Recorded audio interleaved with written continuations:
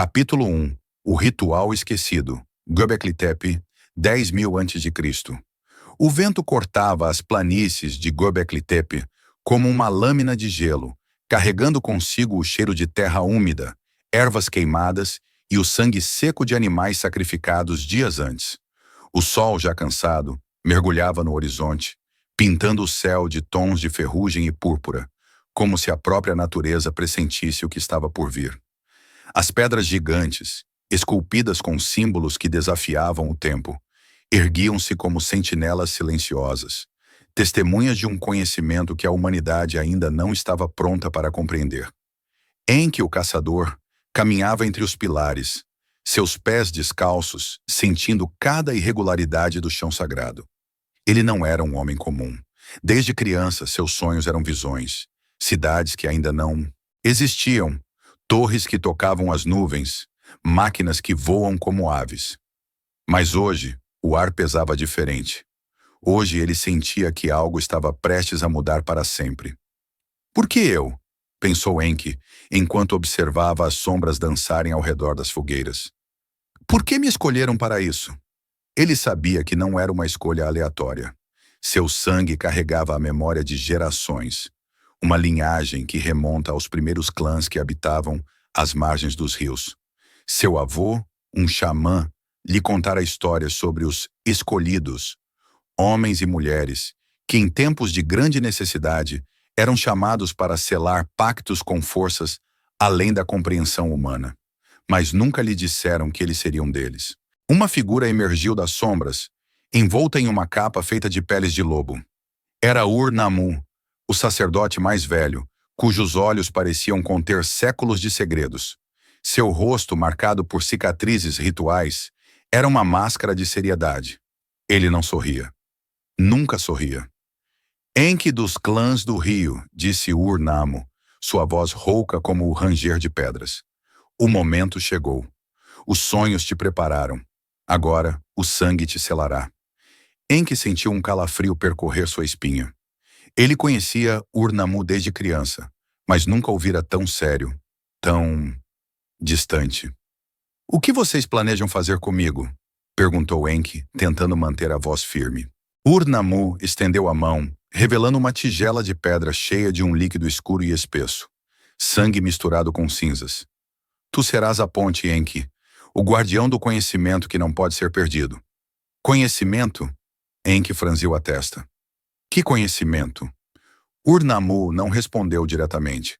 Em vez disso, apontou para os pilares ao redor, cada um deles gravado com símbolos que pareciam pulsar à luz das chamas. Aqueles que vierem depois de ti esquecerão. Esquecerão de onde vieram. Esquecerão os deuses que os criaram. Mas tu, Enki, tu lembrarás. Enki sentiu um nó se formar em seu estômago. Ele não queria ser um guardião. Não queria ser uma ponte. Ele queria caçar, viver, existir sem o peso de um destino que não escolheu. E se eu recusar? Perguntou o desafiador. Ur-Nammu olhou para ele com uma expressão que misturava pena e determinação. Então outros virão. Outros serão escolhidos. Mas tu, Enki, tu já foste marcado. Os sonhos te prepararam. O sangue te chamará. Enki olhou para suas próprias mãos, como se esperasse ver nelas as marcas de um destino inevitável. Ele sabia que Ur-Nammu falava a verdade. Desde que se entendia por homem, seus sonhos eram repletos de visões, cidades que ainda não existiam, pessoas que ainda não haviam nascido, vozes que sussurram segredos em línguas que ele não compreendia. E Lilith? Perguntou Enki, finalmente. O que ela tem a ver com isso? Ur-Nammu hesitou. Pela primeira vez, Enki viu um lampejo de medo nos olhos do sacerdote. Ela é a chave, respondeu Ur-Nammu, finalmente. E o preço? Enki afastou-se dos sacerdotes, buscando um momento de solidão entre as pedras. Ele precisava pensar. Precisava entender. Eles não estão me contando tudo, pensou, enquanto observava as estrelas começarem a brilhar no céu. Ninguém nunca conta tudo. Ele se lembrou dos sonhos. Sempre os mesmos. Uma mulher de asas negras, olhos vermelhos como brasas, uma voz que ecoava como 1000 ventos furiosos. Lilith. Ela não era uma deusa benevolente. Não era uma protetora, era algo mais antigo, mais perigoso. Algo que os sacerdotes temiam, mas ainda assim buscavam controlar. Eles querem roubá-la, percebeu Enki de repente. Querem tirar algo dela, algo que não lhes pertence. Ele sentiu uma onda de náusea. Não queria fazer parte disso. Não queria ser cúmplice de uma traição contra uma força que nem mesmo os sacerdotes compreendiam totalmente. Mas, ao mesmo tempo, ele sabia que não tinha escolha. Quando Enki voltou para o círculo de fogueiras, os sacerdotes já estavam reunidos. Suas máscaras de couro pintadas, com símbolos que ele não reconhecia. Ur-Nammu seguiu-o com o olhar, como se soubesse o que se passava em sua mente. "Tu estás pronto?" perguntou o sacerdote. Enki respirou fundo. Ele não estava pronto. Nunca estaria. Mas ele sabia que, se recusasse, outros seriam forçados a tomar seu lugar. E ele, pelo menos, sabia o que estava por vir. Pelo menos ele sonhara com isso. "Estou?" respondeu Enki, sua voz firme, apesar do medo que queimava em seu peito. Ur-Nammu assentiu, e os outros sacerdotes começaram a cantar. Um canto antigo, gutural, que parecia vir das entranhas da terra. Enki sentiu o chão tremer levemente, como se a própria Göbekli Tepe estivesse acordando de um longo sono. Ele fechou os olhos e se preparou para o que viria. As fogueiras ardiam em um círculo perfeito ao redor do altar central de Göbekli Tepe. Suas chamas dançando em tons de azul e vermelho, como se alimentadas por algo mais do que madeira e resina. O ar estava pesado com o cheiro de sangue de cervo fresco, ervas amargas e um incenso espesso que fazia a cabeça girar. Os 7 sacerdotes, agora vestidos com mantos de pele de lobo e máscaras de couro pintadas com símbolos de olhos de rapina, moviam-se em silêncio, cada um cumprindo um papel específico no ritual. Enki, nu, exceto por uma tanga de pele de veado, foi conduzido ao centro do círculo. Seu corpo, marcado por cicatrizes de caçadas passadas, brilhava à luz das chamas, suado não pelo calor, mas pela tensão. Ele observava tudo com olhos atentos, memorizando cada detalhe, cada símbolo traçado no chão, com cinzas e sangue. "Por que 7 sacerdotes?" perguntou Enki, quebrando o silêncio. Ur-Nammu, que supervisionava a preparação de uma tigela de obsidiana cheia de um líquido escuro, olhou para ele. 7 são os clãs que selaram o primeiro pacto, respondeu o sacerdote. 7 são os portais entre este mundo e o outro. 7 são os selos que mantêm Lilith aprisionada. Enki sentiu um arrepio. Aprisionada? Ninguém jamais lhe dissera que Lilith estava presa. "E por que ela está aprisionada?" insistiu. Ur-Nammu hesitou, seus dedos tremendo levemente ao segurar. "A tigela. Porque ela conhece a verdade", sussurrou. "A verdade sobre a criação, sobre o que vem depois da morte, sobre como burlar o tempo." Enki sentiu o coração acelerar. Burlar o tempo. Era isso que eles queriam? Imortalidade? Antes que pudesse fazer mais perguntas, os sacerdotes começaram a cantar. Suas vozes, graves e guturais, preencheram o ar, vibrando nas pedras de Göbekli Tepe. Enki reconheceu algumas palavras, nomes de deuses esquecidos, invocações a forças primárias, mas a maioria era incompreensível, como se fossem ecoadas de um tempo anterior à linguagem humana. Cada sacerdote usava uma máscara única, pintada com símbolos que representavam as 7 faces da criação. O olho que tudo vê, o observador eterno. A serpente que devora a própria cauda, o ciclo infinito. A mulher alada, Lilith, a primeira. O homem com cabeça de touro, a força bruta. A árvore das raízes profundas, a conexão com os ancestrais. O sol e a lua entrelaçados, o equilíbrio dos opostos.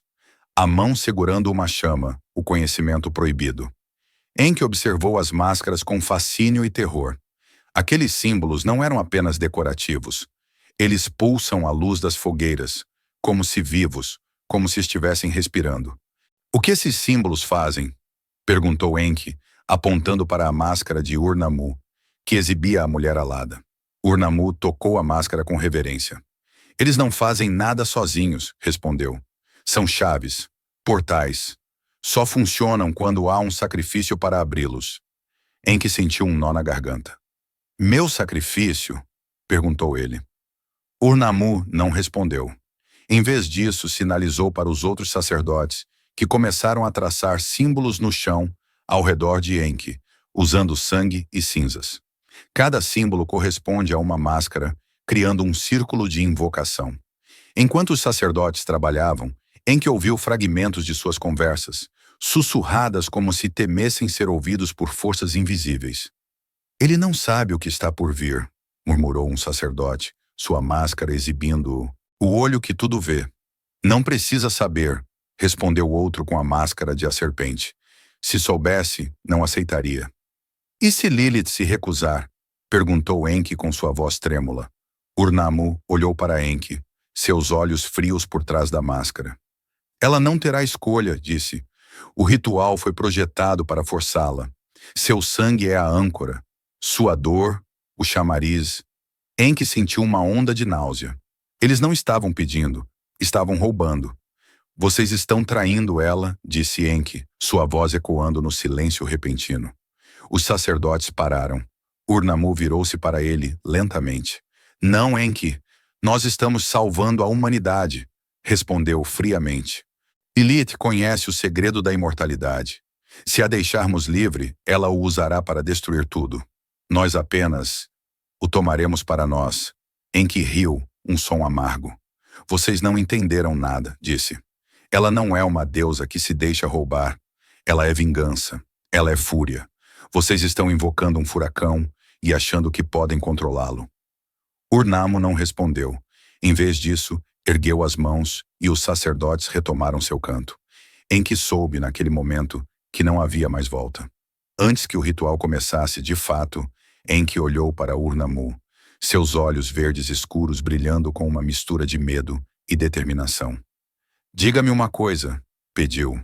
Se eu sobreviver a isso, o que serei? Ur-Nammu hesitou. Pela primeira vez, Enki viu medo nos olhos do sacerdote.